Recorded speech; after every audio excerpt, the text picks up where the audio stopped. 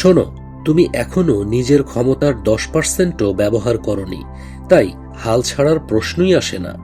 1, তুমি আজ যে কষ্টটা পার করছো এটি তোমার চরিত্রকে লোহার মতো শক্ত করছে। বড় হতে গেলে চাপ লাগবেই। 2, তুমি যতবার পড়ে গেছো তার চেয়েও বেশিবার উঠে দাঁড়ানোর ক্ষমতা তোমার মধ্যে আছে। এটাই সফলদের আসল পরিচয়। 3, ছোট সিদ্ধান্তগুলোই বড় ভবিষ্যৎ তৈরি করে।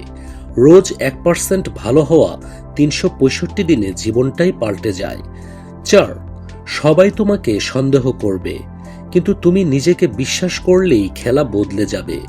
নিজের প্রতি বিশ্বাস, এটাই আসল সুপার পাওয়ার। সুতরাং আজ থেকেই শুরু করো।